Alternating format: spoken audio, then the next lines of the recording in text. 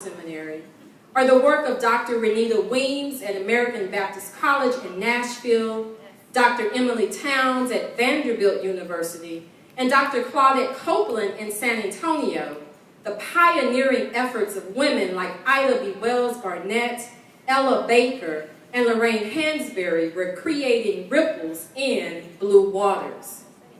What then can the church learn? The church can learn to use and position its voice to call out the injustices. Ida B. Wells Barnett arguably used one of the most powerful weapons and resources that is available, the power of her voice.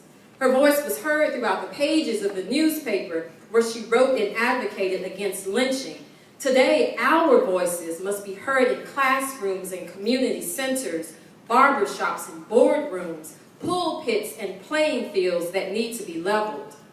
As one scholar suggests, for Wells Barnett, social, political, and economic justice were not simply civil rights, rather they were intrinsic to the basic tenets of Christian ideals, righteousness, and self-identity. The denial of black rights, the lynching of black men, and the rape of black women were immoral acts that contradicted notions of civilized behavior and Christian values. What then is the collective rallying cry of the church today? We have to set aside egos and individual agendas and instead focus our energy, resources, and graces on what's crippling our communities.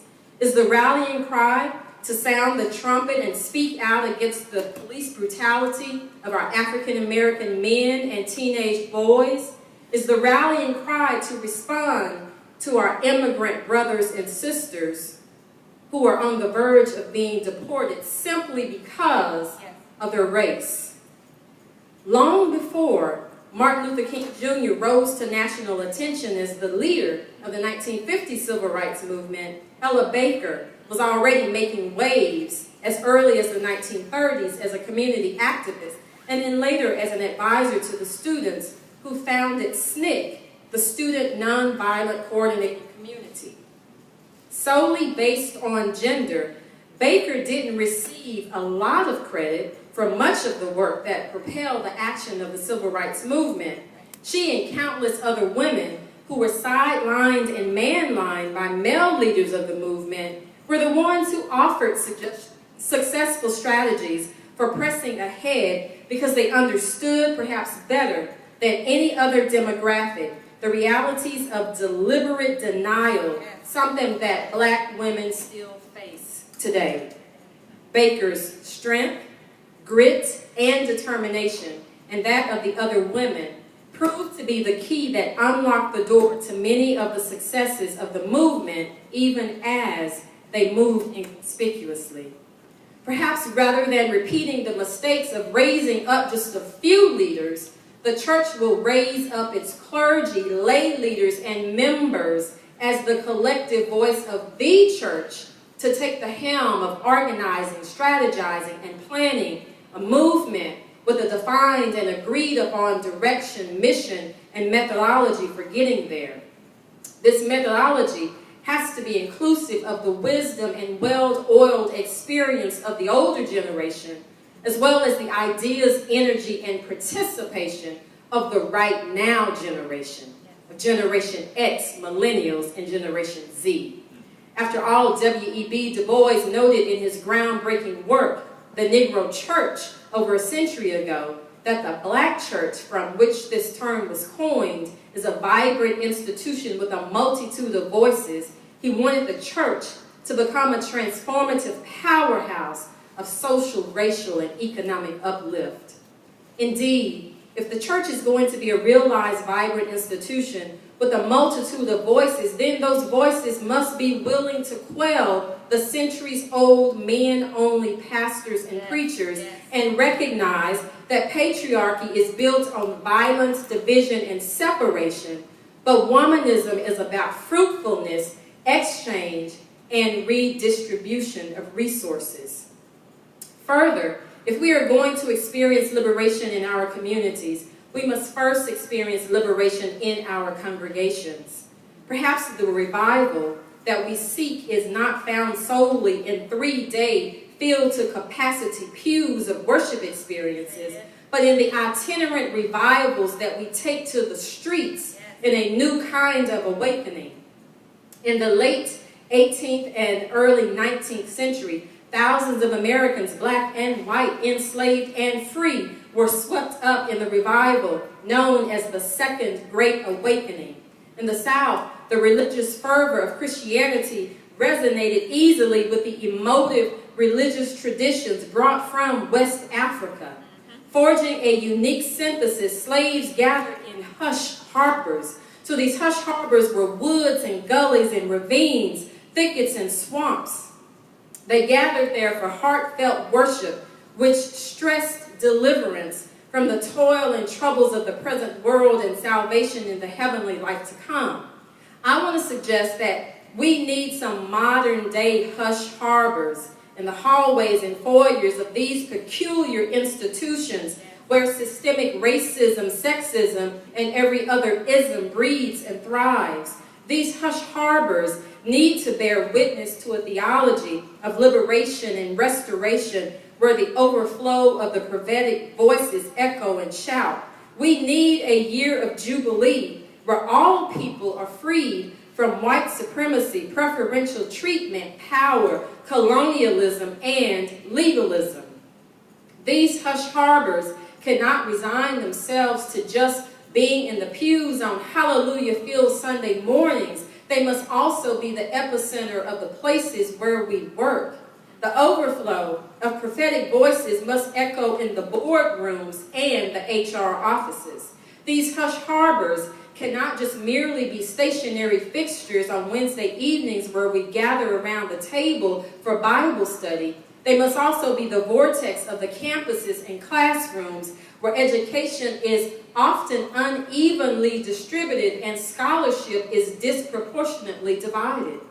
These hush harbors must take on the movement of traveling revivals where the church, its clergy and lay leaders and members alike proclaim a gospel that transforms lives, that transforms the White House, that transforms the corporations and agencies whose policies are written to intentionally shut and marginalize those who cannot mark the white box. We have to galvanize with clear strategies for this new movement upon whose precipice we stand. When we raise our voices, raise our worth, raise the power that is inherent within us, the Church Universal will be able to halt this new movement of white supremacy. The Church Universal has a responsibility in opening the door for the voices of justice to be heard. With the majority of church membership and faithful givers and tithers being women, the church does a disservice to its own support base by not dismantling patriarchy and misogyny. In fact, it has become so internalized that women in the churches often oppress other women. Yes. That's the effect of institutionalized patriarchy and the repercussions of the damage that it does within the church community and within the beloved community. Closing, the activism of Ida B. Wells Barnett, Ella Baker, and Lorraine Hansberry. What then has happened to the prophetic voices that are born in the church, raised in the church, and are mouthpieces for God's justice, liberation, and restoration? These women's commitment to social activities took profound inspiration from religious faith and gave rise to a visionary pragmatism that sustained a lifetime of agitation for social justice. What then has become of the church's agitation for social justice? While Hansberry didn't stand in a pulpit and preach a theology of liberation, she very much stood wherever there was a podium and proclaimed with passion and clarity an end to oppressive forms that marginalize black and brown bodies and that vehemently attacked queer and lesbians. Lorraine Hansberry, a well-regarded playwright and activist in the 1950s and early 1960s, she used her prophetic voice as a vehicle to dismantle patriarchy, racism, and sexism, especially in exposing the discrimination against queers and lesbians.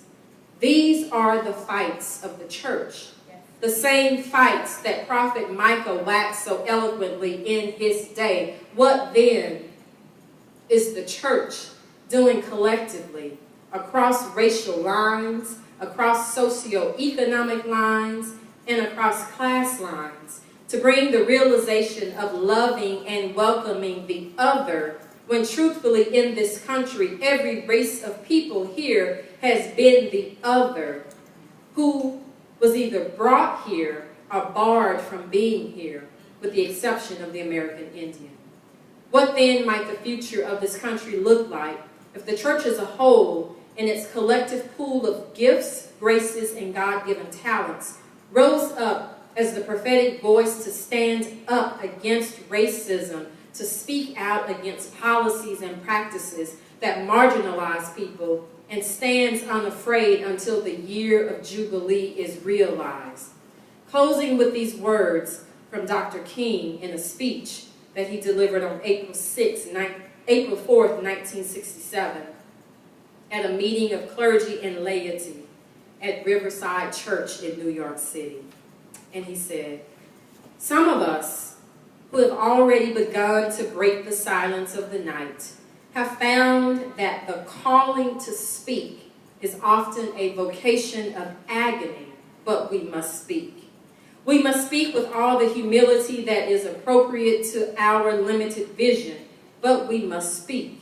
And we must rejoice as well, for surely this is the first time in our nation's history that a significant number of its religious leaders have chosen to move beyond the prophesying of smooth patriotism to the high grounds of a firm dissent based upon the mandates of conscience and the reading of history. Perhaps a new spirit is rising among us. If it is, let us trace its movement well and pray that our own inner being may be sensitive to its guidance. For we are deeply in need of a new way beyond the darkness that seems so close around us." And then these final words: where do we go from here? We move. We move with strategy. We move with precision. We move with purpose. The church must move with the passion and pursuit to dismantle patriarchy, racism, white supremacy, and sexism.